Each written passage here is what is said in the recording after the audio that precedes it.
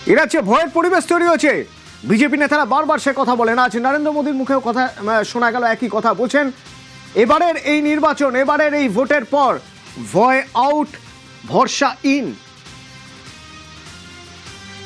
TMC के भय से मुक्त और बीजेपी के भरोसे से युक्त बंगाल हमें बना के रहना है।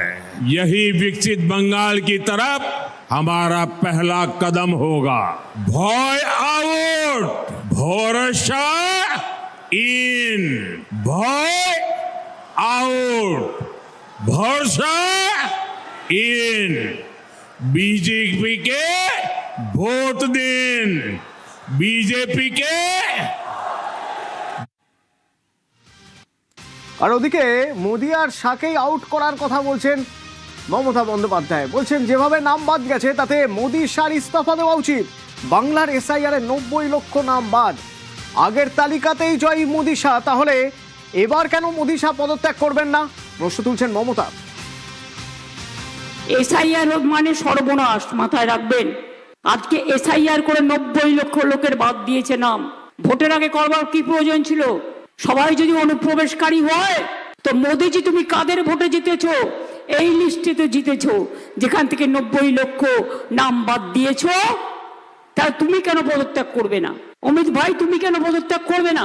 তোমাদের গভর্নমেন্ট কেন পদত্যাগ করবে না? বাংলায় ভোটে জিততে পারবে না জেনে মানুষের উপর হামলা করছো, মানুষের উপর সন্ত্রাস করছো। ডাইরেক্ট ভোট করো।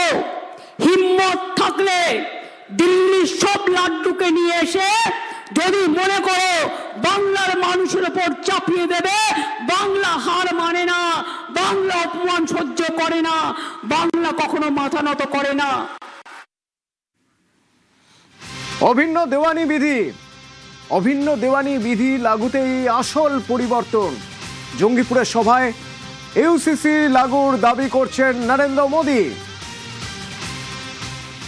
भाजपा का संकल्प है बंगाल में यूसीसी लागू कर तुष्टीकरण की राजनीति को हमेशा के लिए खत्म किया जाएगा।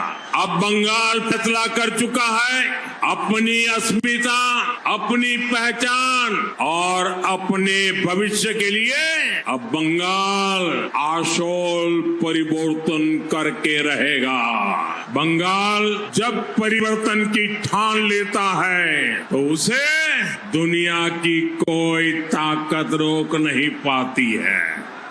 आजादी के बाद तक जिसने बंगाल को चुनौती दी उसका अहंकार चूर चूर हो गया, टूट चुका।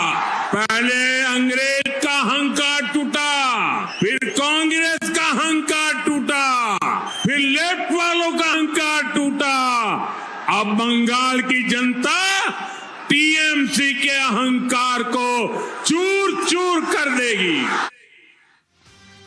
ইউসিসি যখন প্রসঙ্গ, ওদিকে কেশিয়ারি সভা থেকে অভিন্ন দেওয়ানি বিধি চালু করে অধিকার কেড়ে নেবে বলে